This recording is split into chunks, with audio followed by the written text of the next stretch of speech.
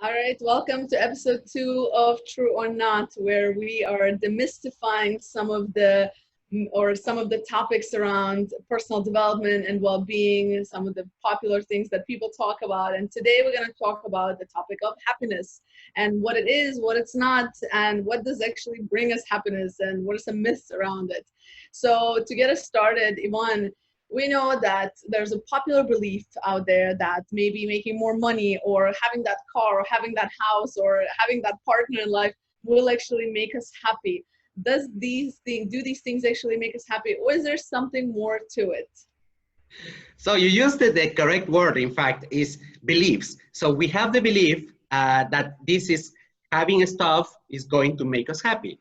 So the question in reality is why our expectations are so bad? Because getting up the job of our dreams or getting more money, in fact, doesn't make us more happy. There is a very interesting study that was done in 2010 in the Princeton University, where they were analyzing, in fact, the correlation between happiness and wealth. So, and they discovered that from $0 to $75,000, people becomes more happy. But after $75,000 per year, by the way, the happiness, in fact, does not increase. Is flattening. So if you earn $200,000, you are not going to be more happy. So there is a concept in psychology that is called miswanting, which is the act of being mistaken about what and how much you are going to like things in the future.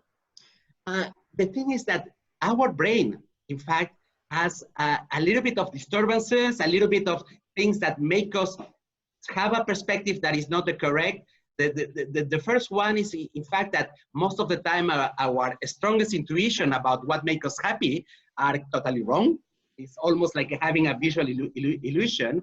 The other thing is that our mind do not think in terms of absolute, and we are recurrently comparing things with others. It's like when we earn more money, we think that we are going to be happy if we have even more money. Or, for instance, there was a study, another research. In fact, there is a lot of research going out there about what makes us happy. That, for instance, if there was two groups of people, one group had the option to get $50,000, and at the same time, the rest of the group could get $25,000.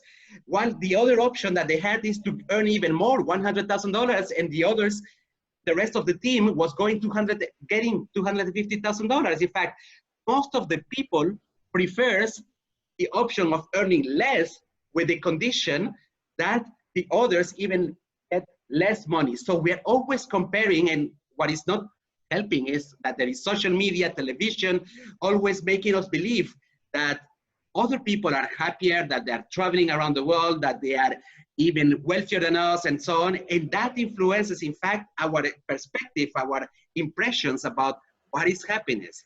So our mind is playing a lot of tricks. Now, the big question is, and that gets back to you, in fact, Elena, is what can we do, in fact, to get rid of it, the disillusion from the brain? And to kind of pick up on some of the things you mentioned is also money doesn't necessarily make us happy. As long as our basics are covered, we're safe, we have roof over our head, we have food, we have our basic kind of healthcare.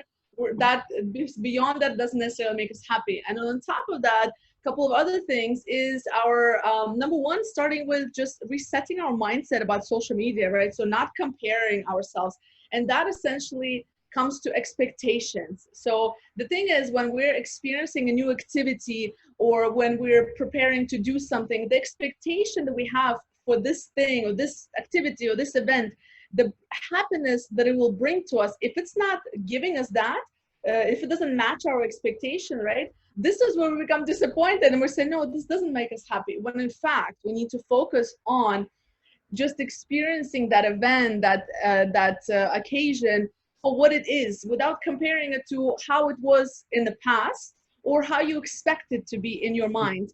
So a good example, we can talk about marriage, or relationship, which we all can relate to, or for majority of us at least, right? So before we get married, or when we get married, we have this expectation we're gonna be the happiest couples, and the first year is beautiful and amazing. And then what happens? The expectation is not what we thought it was going to be. So then we start looking like, I'm not happy, right? And etc. I'm not a marriage psychologist, so I'm not going to go into that. But you get the point that the expectation of what we thought marriage was going to be like, when it doesn't match or doesn't stay in the same level, this is when we start to experience unhappiness, perhaps.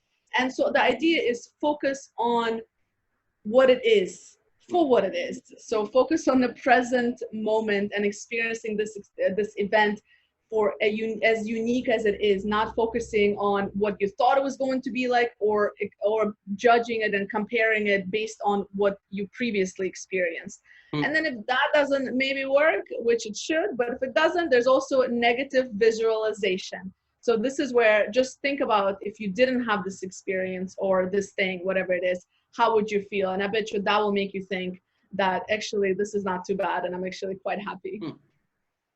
Another point that you mentioned that was quite interesting about the comparison is this story of getting away a little bit, putting the perspective on what we observe in social media or in television.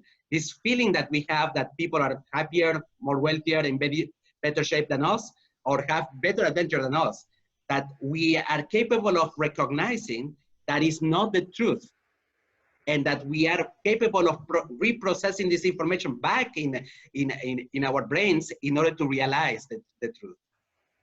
So I think that's it for today. What do you think? That's good stuff. Cheers to happiness. Okay, see you. Bye-bye.